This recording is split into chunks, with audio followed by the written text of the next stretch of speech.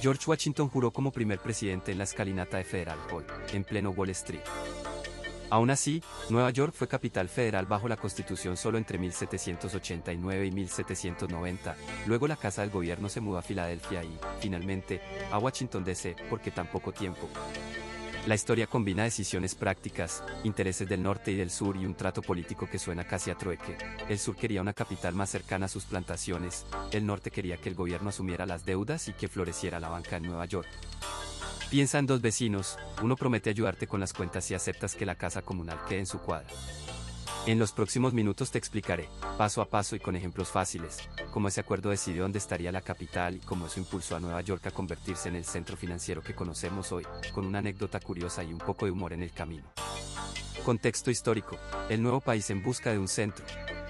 Nueva York fue elegida como sede temporal del gobierno federal por una mezcla de razones prácticas y de equilibrio político. Era el puerto más importante del joven país y ya concentraba bancos, comerciantes y diplomáticos, lo que la convertía en un lugar naturalmente conveniente para alojar a un gobierno que necesitaba abrirse al mundo y al dinero. La ciudad ofrecía edificios adecuados, una infraestructura de comunicaciones relativamente buena para la época y una población acostumbrada al comercio internacional, así que funcionar desde allí tenía sentido inmediato.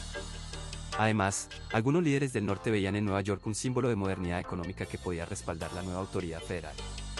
En otras palabras, era donde los negocios pasaban y donde era más fácil cobrar impuestos, discutir aranceles y cerrar tratos. Poner la capital allí equivalía a poner la caja en la tienda más visitada.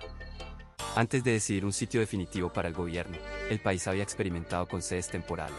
El Congreso había celebrado sesiones en distintas localidades porque no existía todavía un acuerdo firme sobre dónde ubicar el centro político. Esa movilidad reflejaba la fragilidad institucional de los primeros años y las fuertes identidades regionales. El resultado fue que la naciente administración empezó a funcionar donde había condiciones prácticas inmediatas, no por un plan monumental a largo plazo. Es como cuando uno arma una oficina en una habitación libre de la casa, no es la solución permanente, pero funciona mientras se decide el lugar ideal. Al mismo tiempo, la discusión sobre un lugar permanente fue profundamente política. El país tenía economías y prioridades distintas. En el norte predominaban las ciudades comerciales y la banca, y en el sur se destacaba la agricultura y el temor a la concentración de poder en centros urbanos. Líderes influyentes del norte impulsaban que la capital permaneciera cerca de centros comerciales como Nueva York. Otros, sobre todo del sur, pedían moverla hacia una zona más sureña para equilibrar la influencia. Fue una negociación constante donde se intercambiaban apoyos, arreglos económicos a cambio de ubicación política. Un ejemplo concreto es que figuras clave aceptaron ciertas medidas financieras a cambio de desplazar la sede, mostrando que la capital fue tanto víctima como fruto del trueque político. En la práctica, esto significó que Nueva York cumplió su papel de primer centro nacional por su capacidad logística y simbólica, pero también que su permanencia estaba condicionada por compromisos regionales. Gente de negocios en Manhattan podía cobrar, negociar y enviar recibos con mayor rapidez. Congresistas del sur veían eso y se ponían nerviosos. No es que Nueva York fuera expulsada por capricho, fue el punto de encuentro mientras se tejían acuerdos más amplios sobre la deuda pública, el equilibrio de poderes y la representación regional. Al final, la búsqueda de un centro que satisfaciera a las distintas partes llevó a mover la capital para calmar tensiones. Fue una solución práctica y, sí, algo diplomática, piénsalo como mudanzas políticas por vecindario. Nueva York antes de 1789, puerto, comercio y poder. Cuando los colonos neerlandeses establecieron un asentamiento en la isla que hoy conocemos como Manhattan, lo hicieron mirando al agua y pensando en comercio. El puerto natural, resguardado por la entrada del río Hudson y las corrientes del East River, permitió que barcos de gran calado entraran y salieran con mercancías sin demasiada dificultad. Eso convirtió al lugar en un punto ideal para intercambiar productos entre Europa, las islas del Caribe y el interior del continente. Al principio se negociaban pieles con los indígenas locales. Luego llegaron cereales, madera y mercancías importadas que circulaban por almacenes situados junto a los muelles. El paisaje era una mezcla de almacenes, astilleros y embarcaciones, con el habitual perfume de puerto, pescado, alquitrán y, ¿por qué no?, dinero en efectivo. La ciudad funcionó como un gran entrepot, mercancías entraban, se almacenaban y volvían a salir hacia otros destinos. Un ejemplo práctico, un comerciante de la ciudad compraba grano en el valle del Hudson, lo cargaba en un bergantín en los muelles y lo enviaba a las islas del Caribe donde a cambio traía azúcar o ron. Ese tipo de intercambio sostenía familias enteras y dinamizaba talleres, panaderías y astilleros. Los astilleros locales, situados en las orillas, construían y reparaban las embarcaciones necesarias para esa red. Además, la posición geográfica facilitaba la comunicación con poblaciones del interior por río. lo que no solo multiplicaba el comercio sino que también atraía a inversores y a una floreciente clase de comerciantes. La composición humana de la ciudad aportó otra fuente de poder. Neerlandeses, ingleses, africanos, libres y esclavizados, comerciantes judíos y pobladores indígenas convivían en un espacio pequeño y muy activo. Esa mezcla creó redes de contacto útiles para el negocio. Un mercader que hablaba varios idiomas podía cerrar tratos en Ámsterdam, Charleston y La Habana. Es importante señalar que la fuerza laboral que sostenía el puerto incluía a personas esclavizadas que trabajaban en los muelles, en los barcos y en las casas de los mercaderes. La economía portuaria dependía de mano de obra dura y barata, lo cual es una realidad incómoda pero fundamental para entender cómo se generaba la riqueza. Política y economía se entrelazaban con facilidad. Los gobernantes locales, primero neerlandeses y luego ingleses, comprendieron que controlar el puerto significaba controlar el comercio y, por ende, el poder regional. Se levantaron puestos defensivos para proteger las mercancías y se crearon oficinas de aduanas para cobrar impuestos sobre las importaciones y exportaciones, lo que permitió financiar obras y atender intereses públicos y privados. En la práctica, eso llevó a que familias de comerciantes adquirieran influencia política notable, con redes de crédito, asociaciones comerciales y casas de préstamo que facilitaban los grandes movimientos de mercancía. Al final del día, el puerto no solo movía barcos, movía decisiones, alianzas y fortuna. Un puerto lleno de actividad puede ser ruidoso y próspero. La designación como capital provisional. En los primeros meses del nuevo gobierno federal, Nueva York actuó como sede del Congreso y como lugar de trabajo del presidente, con George Washington jurando el cargo en Federal Hall. Esa ciudad ofrecía espacios disponibles y la infraestructura comercial necesaria para recibir delegaciones y funcionarios. Funcionó bien de forma temporal porque ya existían edificios como Federal Hall y Congress Hall donde podían reunirse, aunque ninguno había sido construido expresamente para sostener un gobierno nacional permanente. La razón principal por la que la capital se consideró provisional fue política, más que práctica. Había desacuerdo entre líderes del norte y del sur sobre dos asuntos clave: la asunción de las deudas estatales por parte del gobierno federal y la ubicación de la capital. Alexander Hamilton defendía que el gobierno asumiera las deudas para consolidar la credibilidad financiera del país. Al mismo tiempo, figuras como Thomas Jefferson y James Madison querían asegurar que el poder no quedara demasiado concentrado en el norte, preferían una capital más cercana a la región del Potomac. La solución fue un trato. El norte consiguió la asunción de deudas y el sur, a cambio, la promesa de un sitio permanente en el sur.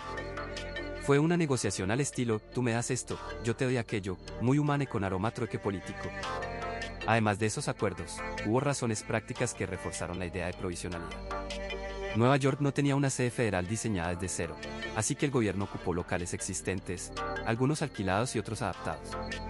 No era lo mismo que contar con un complejo oficial con oficinas, residencias oficiales y seguridad pensada para un país en expansión. Un ejemplo sencillo, es como cuando una empresa instala su oficina en un piso compartido mientras construye su sede, funciona, pero no es ideal para largo plazo. Por eso se pensó en trasladar la capital a un lugar donde se pudiera planificar y construir una ciudad federal desde cero. La cronología del traslado también ayuda a entenderlo. Después de la negociación política, se decidió que la capital mudaría, primero temporalmente a otra ciudad mientras se construía la futura capital en el río Potomac, y luego definitivamente a esa nueva ciudad. El traslado respondió tanto a compromisos entre líderes como a la voluntad de crear un centro político separado de los grandes núcleos comerciales.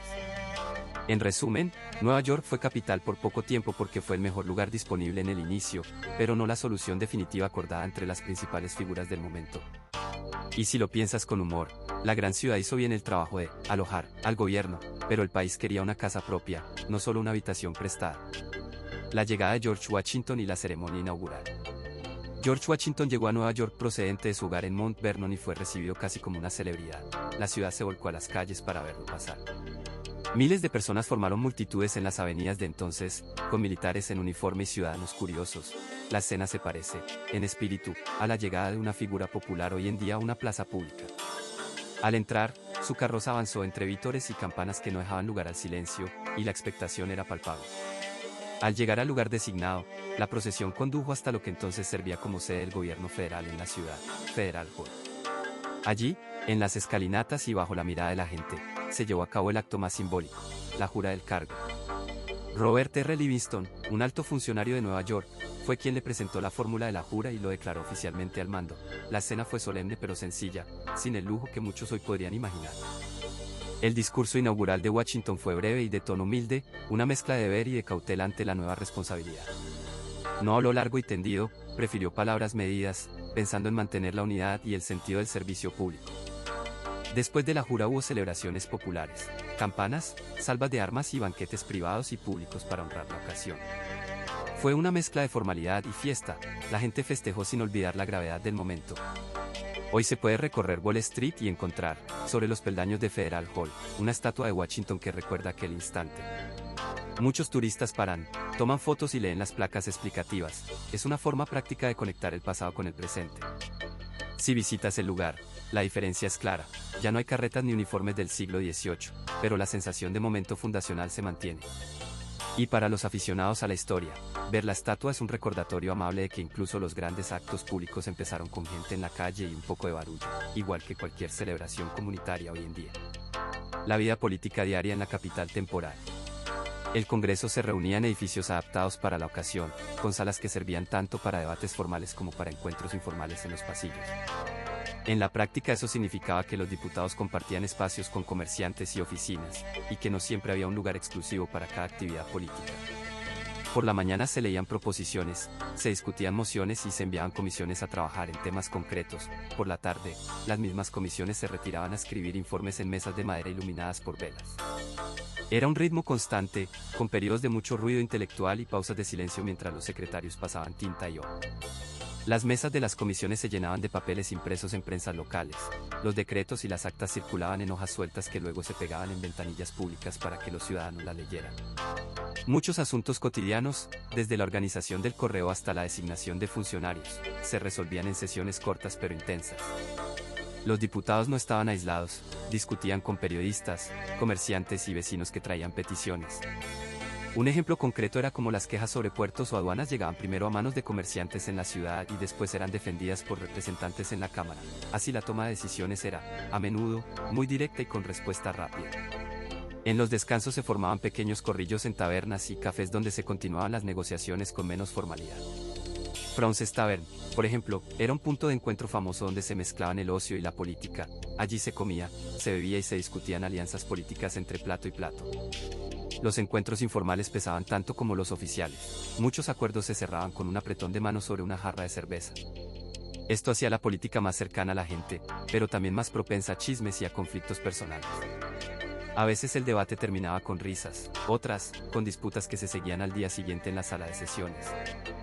La logística también marcaba el día a día, los legisladores dormían en casas de habitantes o en posadas, dependían de carruajes o a veces de caballos, y las noticias demoraban porque la mensajería tardaba en llegar. Además, la seguridad era proporcionada por milicias locales, no por cuerpos permanentes, por eso, las manifestaciones y las aglomeraciones en la calle podían influir directamente en las decisiones dentro. En cuanto al trabajo administrativo, ayudantes y secretarios eran la columna vertebral, redactaban minutas, llevaban cuentas y coordinaban la impresión y distribución de leyes. En resumen, la vida política era una mezcla de solemnidad y cotidianidad, con mucho papeleo, encuentros improvisados y, por supuesto, algún que otro pleito por el mejor asiento en la sala. Infraestructura improvisada y sedes gubernamentales. El Congreso se reunió en Federal Hall, en Wall Street, y allí George Washington juró su cargo en 1789. El edificio no había sido pensado como un parlamento nacional, era la antigua casa de la ciudad adaptada para funciones federales, con salas que tuvieron que repartirse entre comisiones, debates y audiencias. Los escaños, la logística y la seguridad eran improvisadas. La habitación que hacía de Cámara del Senado era, en esencia, una sala de gobierno temporal acondicionada con mobiliario sencillo y prestado. No era un Capitolio diseñado desde cero, ni por cerca. La residencia presidencial tampoco fue una construcción hecha a la medida. George Washington vivió en la casa de Samuel Asgood en Cherry Street, un domicilio particular transformado en mansión presidencial, mientras se organizaba la capital. Vivir allí implicaba adaptaciones domésticas, despachos improvisados en salones, recepciones en comedores y funcionarios que trabajaban entre muebles que no estaban pensados para labores de Estado. Eso generaba tensiones cotidianas, como recibir a diplomáticos en habitaciones estrechas o tener que celebrar audiencias sin protocolo arquitectónico adecuado. A veces la escena se parecía más a una oficina compartida que a la residencia oficial de un jefe de Estado.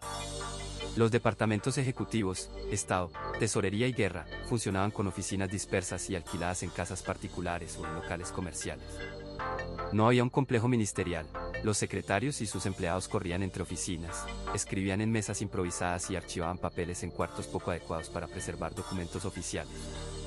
Para tareas que hoy consideramos básicas, como notificaciones o gestión de cuentas, se dependía de mensajeros a caballo y del sistema postal recién organizado.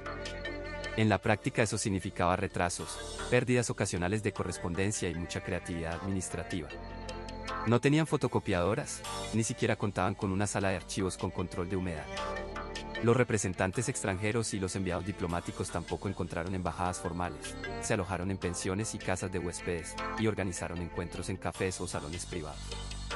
Los cafés y las casas de reunión de comerciantes sirvieron como espacios informales donde se discutían asuntos públicos y financieros. Eran, por decirlo de forma amable, las salas de conferencias de la época. El resultado fue una red de sedes gubernamentales desconectadas y adaptadas sobre la marcha, que funcionaron bien para empezar pero que dejaron claro que se necesitaba algo más permanente. Al final, la improvisación fue útil para arrancar, aunque no muy cómoda, fue como montar una obra de teatro con bastidores y cortinas prestadas. Economía, prensa y sociedad en la ciudad capital. El puerto de la ciudad era el corazón que hacía latir toda la actividad. Barcos cargados con tejidos, azúcar, madera y noticias llegaban y salían, conectando agricultores del interior con comerciantes que vivían a pocas cuadras del muelle. Esa presencia constante de mercancías y hombres de negocio convirtió a la ciudad en un centro natural de intercambio y de crédito. Los comerciantes necesitaban letras de cambio, préstamos y lugares para negociar, y eso generó un circuito económico que atraía capital y atención. Por ejemplo, un mercader que enviaba aram y tabaco al Caribe podía volver a pie desde el muelle hasta una casa de préstamos para gestionar un crédito. Era una rutina diaria que movía mucho más que mercancías, movía confianza y dinero. La prensa jugaba un papel clave en esa maquinaria urbana. Periódicos y folletos circulaban con rapidez entre tambores y carteros, reportando negocios, disputas políticas y rumores de mercado. Los impresores, a menudo instalados cerca de plazas o tabernas, vendían hojas con opiniones que podían elevar o hundir la reputación de un comerciante. Un ejemplo sencillo, una disputa sobre una deuda podía convertirse en noticia local, y esa noticia afectaba la capacidad de alguien para conseguir crédito. Además, los periódicos eran claramente partidistas, no esperaban ser neutros y preferían promover a sus aliados, lo que hacía de la prensa una herramienta de presión política y económica. Socialmente, la ciudad era un mosaico donde convivían comerciantes ricos, artesanos, marineros y recién llegados desde distintos orígenes. Los cafés y las tabernas funcionaban como interiores de networking antes de que existiera ese término elegante. Allí se discutía una transacción, se organizaba una reunión política o se encargaba la impresión de un panfleto. La desigualdad era visible en las calles, casas señoriales junto a talleres y embarcaderos ruidosos. Un sastre podía terminar la mañana trabajando en una chaqueta y pasar la tarde escuchando un mitin en la plaza. La vida cotidiana mezclaba lo económico con lo social de forma muy palpable.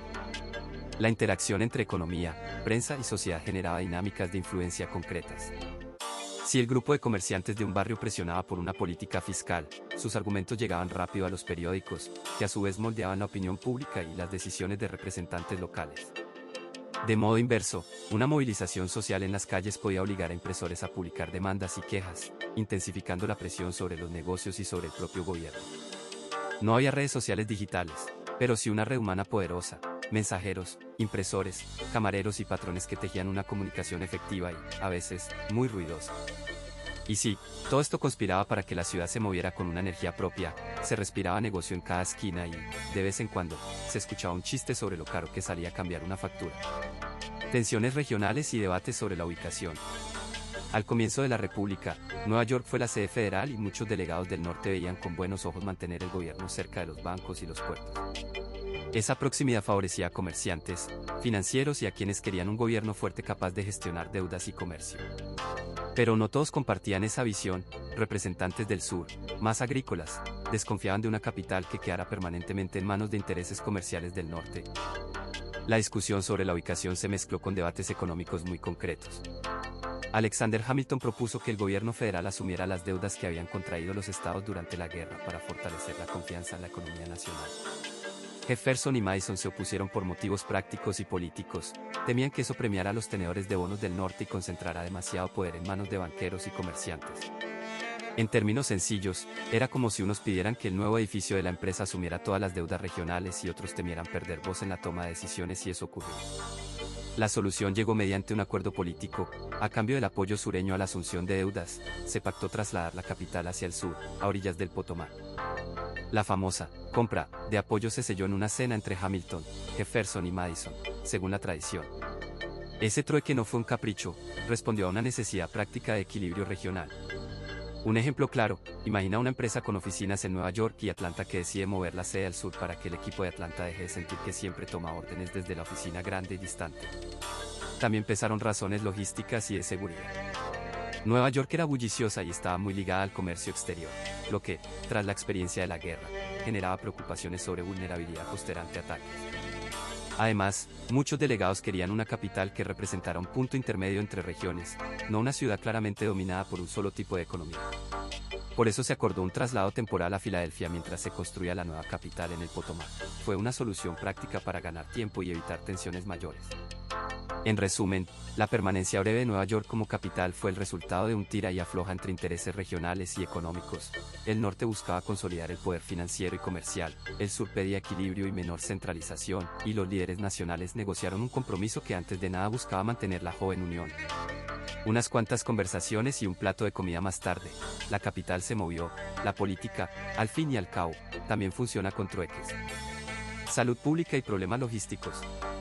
Nueva York recibió al gobierno federal con calles angostas, casas de madera apiladas y una infraestructura sanitaria que resultó insuficiente para tanta gente nueva.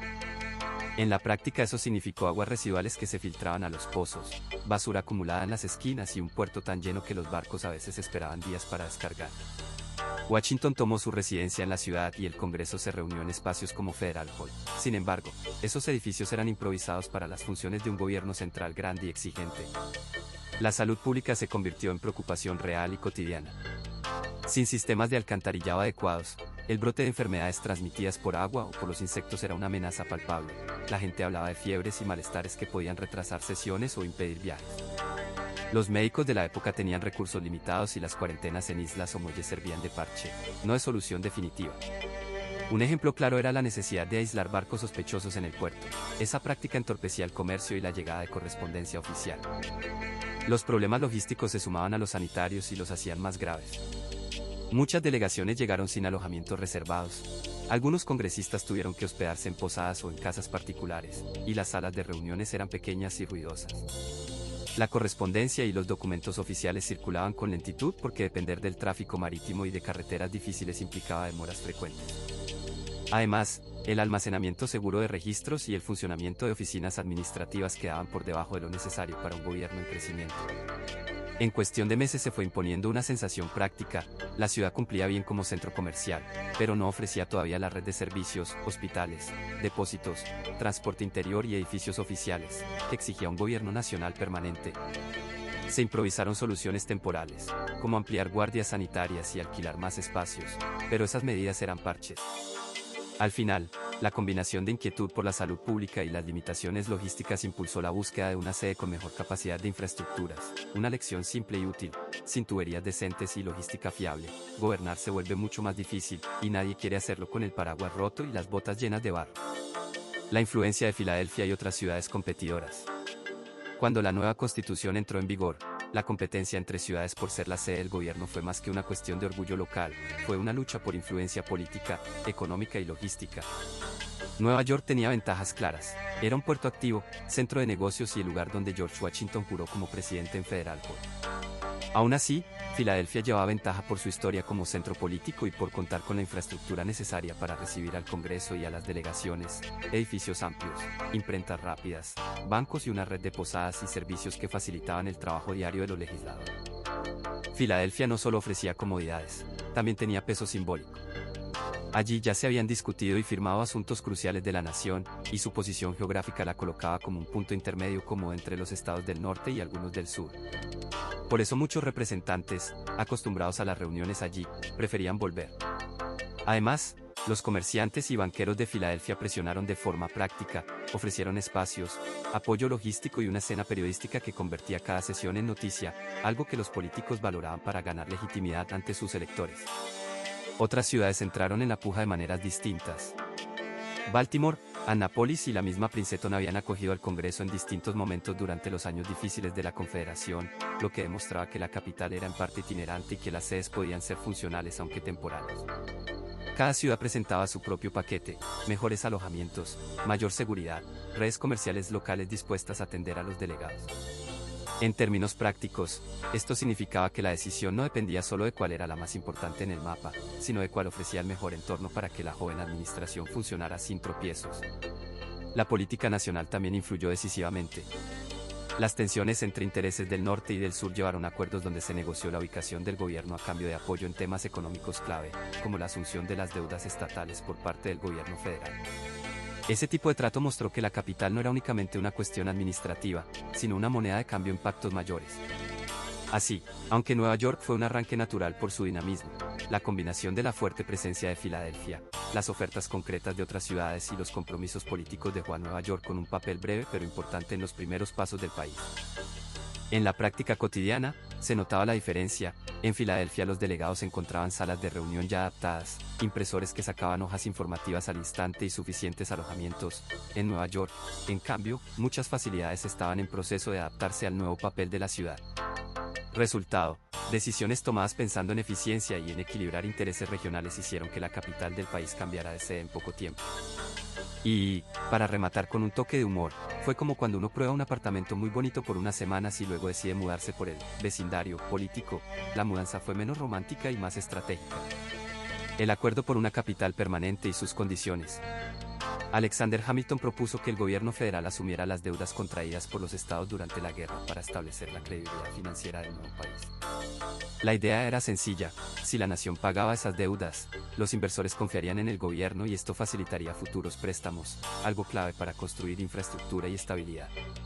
Muchos estados del norte, con grandes deudas, vieron la propuesta como una salvación, mientras que varios estados del sur, que ya habían pagado buena parte de sus compromisos, la consideraban injusta.